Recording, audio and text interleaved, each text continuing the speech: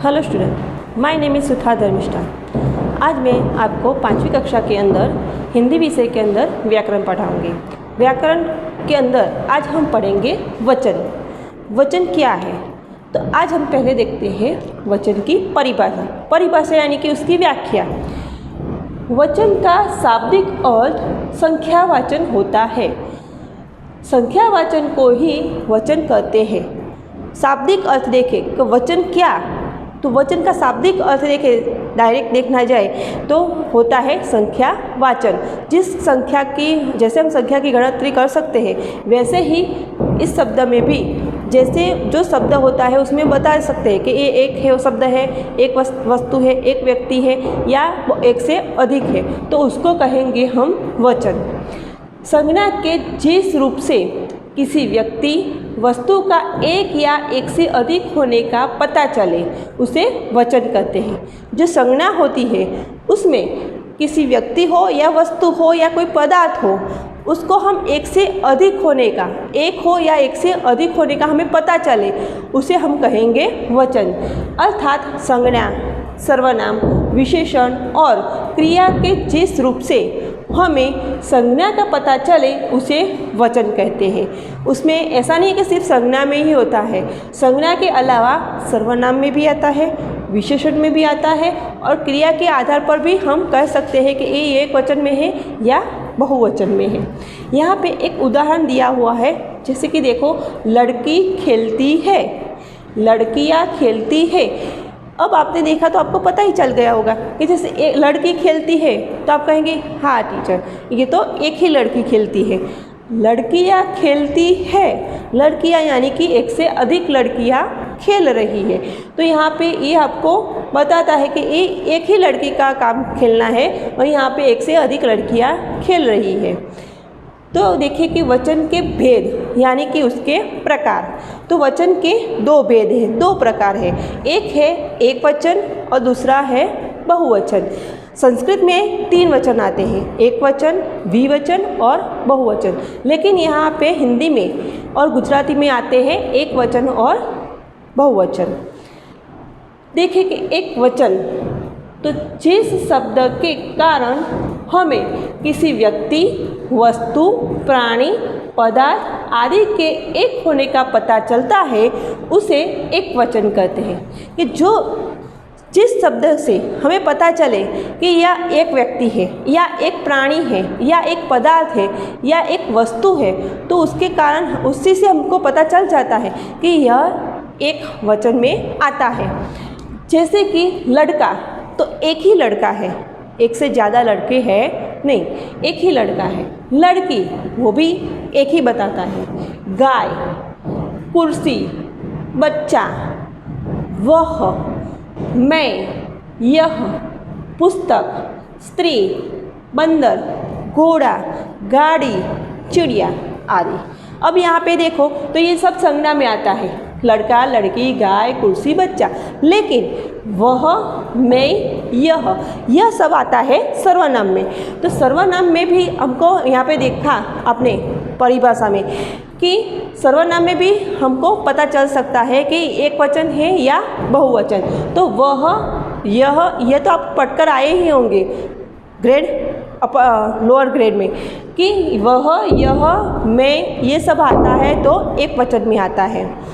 फिर बहुवचन देखो, तो बहुवचन की परिभाषा क्या है? तो जिस विकारी शब्द या संज्ञा के कारण हमें किसी व्यक्ति, वस्तु, प्राणी, पदार्थ आदि के एक से अधिक या अनेक होने का पता चलता है उसे हम बहुवचन कहते हैं। जिस विकारी यानी कि जो शब्द ऐसा हो तो जिसका विकार हो, यानी कि उसका परिवर्तन हो सकता है, ऐसा शब्द हो या फिर संज्ञा के कारण हमें किसी व्यक्ति, वस्तु, प्राणी, पदार्थ आदि जो भी है उसका हमें एक से अधिक होने का पता चले कि कोई व्यक्ति है तो एक है व्यक्ति या अधिक व्यक्ति है, प्राणी है तो एक प्राणी है या एक से अधिक प्राणी है, कोई वस्तु है तो एक ही वस्तु है या एक से अधिक वस्तु है, उसका हमको पता चलता है तो उसे हम कहेंगे बहुवचन। तो बहुवचन में देखें तो जैसे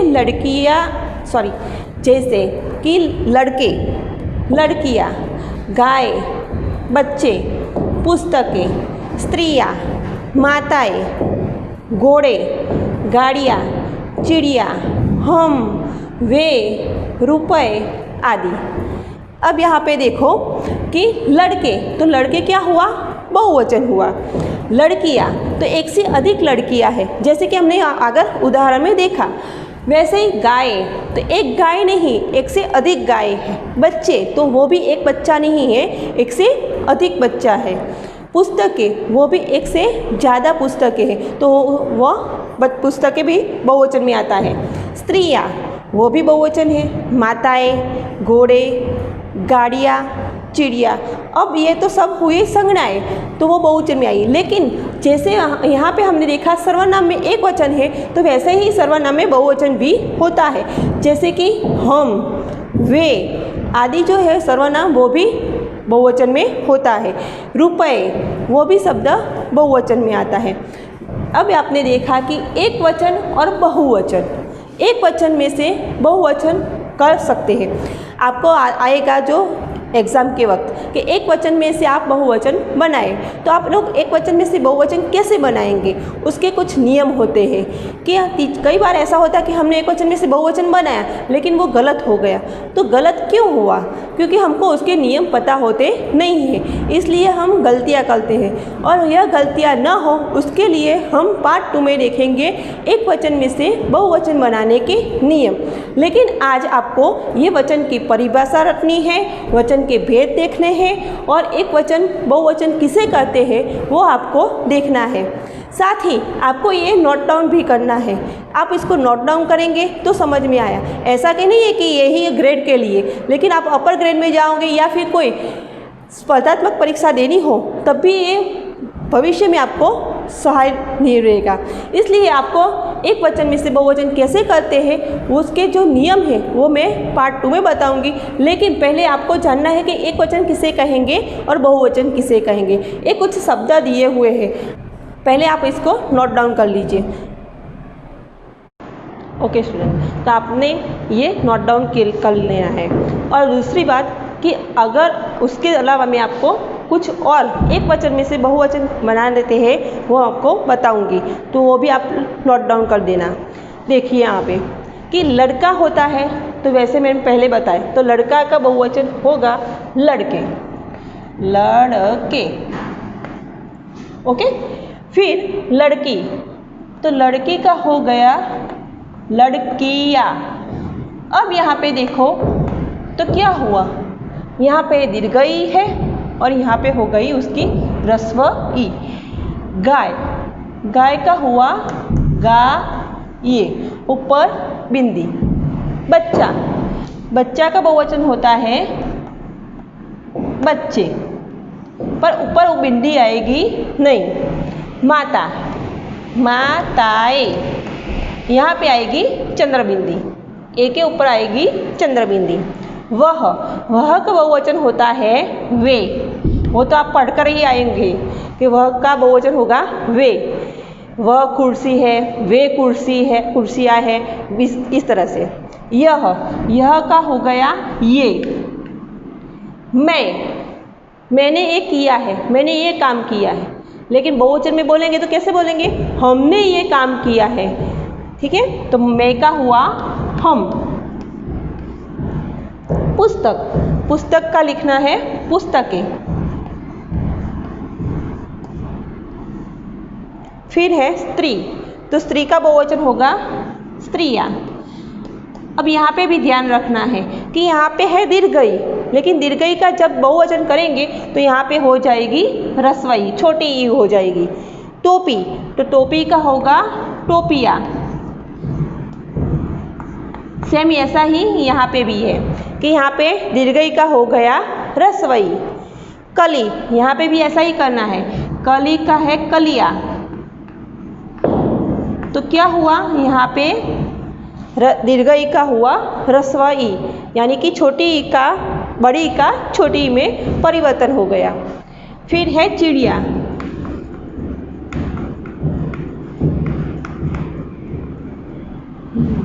यहाँ पे कुछ अलग सा है।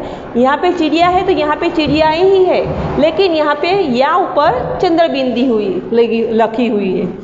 फिर है रुपया, तो रुपये का बहुवचन हुआ रुपये हुआ। कुर्सी, तो कुर्सी का होगा कुर्सियाँ।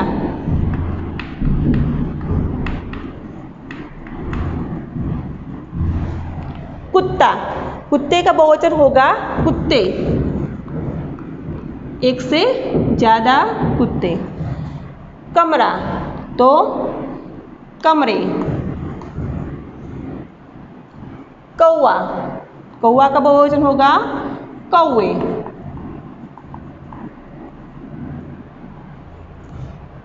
केला, केले का बहुवचन होगा केले। पेंडा, पेंडा बोलते हैं इसको क्योंकि प ऊपर बिंदी है। पेंडा का बहुवचन होगा पेड़े। झील, झील का बहुवचन झीले।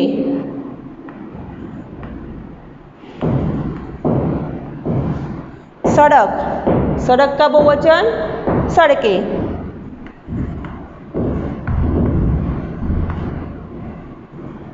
दावत, दावत का बहुवचन क्या होगा?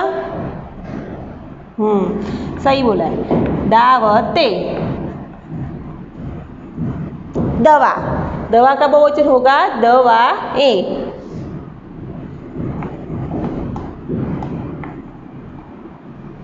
गैया, गैया का बहुवचन होगा गैया, लेकिन ऊपर आएगी चंद्रबिंदी। समझ में आया? ओके, तो ये आपको नोट डाउन करना है और मैंने जो एक वचन में से बहुवचन किया है वो किस तरह से किया है, उसके जो नियम आते हैं वो मैं आपको पार्ट 2 में बताऊंगी। Thank you.